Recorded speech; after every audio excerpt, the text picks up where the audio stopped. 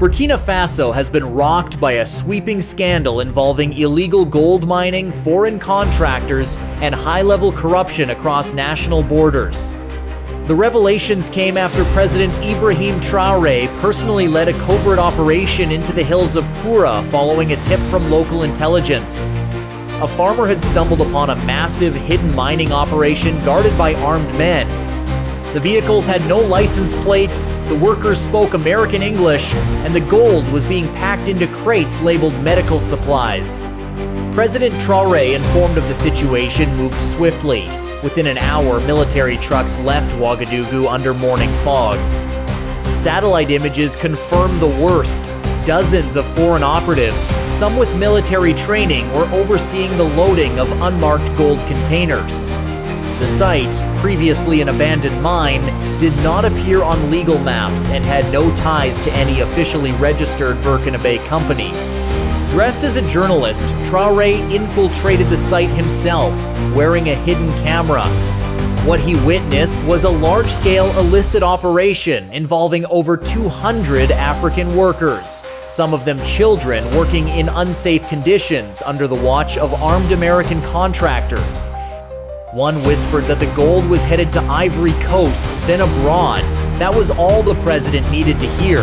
He left the site and radioed his elite security unit. Minutes later, over 300 special forces surrounded the entire area. Helicopters hovered. The contractors tried to destroy evidence, but the operation had been compromised.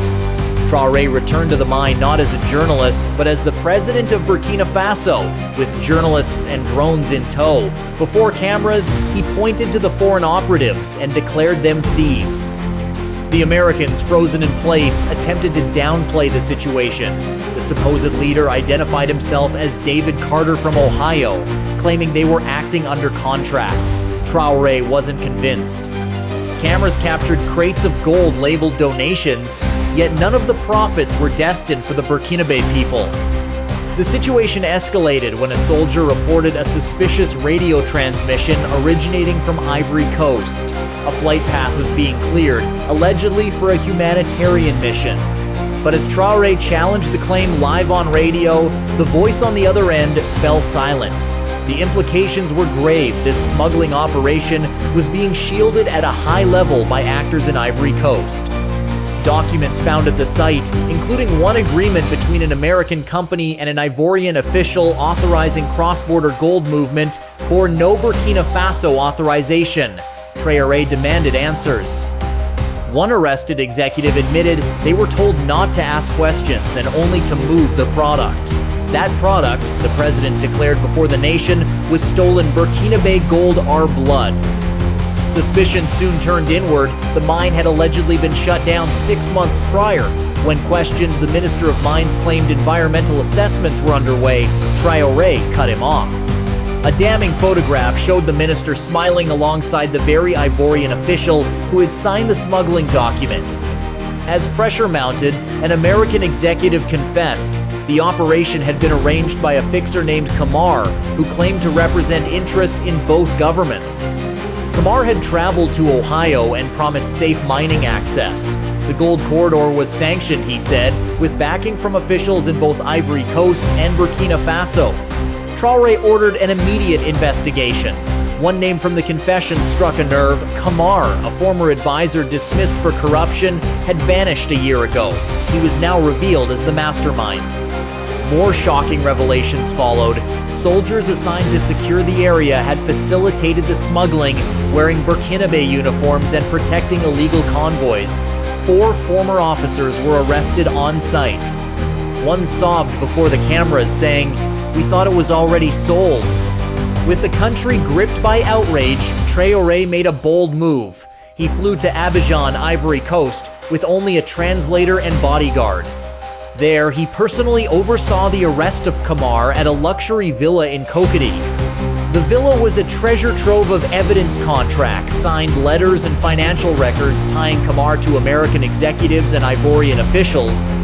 In an emergency press conference held in Kamar's villa, Traoré exposed what he called a regional cartel. Documents revealed how multinational corporations, aided by African elites, laundered gold theft behind development projects. He made it clear this wasn't an attack on the Ivorian people, but a message to all corrupt regimes' borders would no longer shield betrayal. Further revelations showed Camara had bribed 3 Burkinabe ministers to stay quiet. One fled the capital, another was arrested in his office. The third attempted to resign but was taken into custody. Camara, now in handcuffs, admitted there were presidents involved in protecting the network. "If you think I'm the end of the chain," he warned, "you're wrong." Then came a chilling turn. A leaked audio recording, intercepted by intelligence and played live on national television, revealed a French embassy official warning, "Tell Traore to stop digging. If he keeps this up, he won't live long enough to see the elections." The message shocked the nation and drew international attention, but Traore didn't flinch. He stood before a table covered in confiscated evidence, gold bars, laptops, photos, and bank records, and addressed the world. "We are not your mine. We are not your colony. We are a sovereign nation." Outside, crowds gathered chanting, "We are the gold they tried to steal." Traore went further. He invited independent journalists and international organizations to witness the mine, unfiltered and live. Trucks full of stolen gold, American executives in cuffs, and corrupt officials exposed. One American, Scott Harper, confessed to paying $2.5 million to Camara and being escorted by Burkinabe soldiers. Another former officer, arrested at the site, admitted they were promised retirement in Canada in exchange for silence. Camara's confession sent further shockwaves. He named CEOs, generals, 2 former Ivorian ministers, and even a Burkinabe ambassador who had helped secure asylum in Europe. As Interpol issued arrest warrants, resignations followed. A diplomatic crisis erupted between Burkina Faso and Ivory Coast. Yet, President Traoré remained steadfast. In a final gesture, he brought forward local miners who had worked in poverty while their nation was looted. He awarded them national honors and vowed that Burkina Faso's resources would now serve its people. "This is not just about gold," he declared, "it is about dignity." What began as a hidden mine in the forest became a continent-wide reckoning. Ibrahim Traoré had not only uncovered a massive theft, he exposed the system behind it. And as the world watched, one thing was certain. Burkina Faso had drawn a line in the sand, and its people were standing behind it.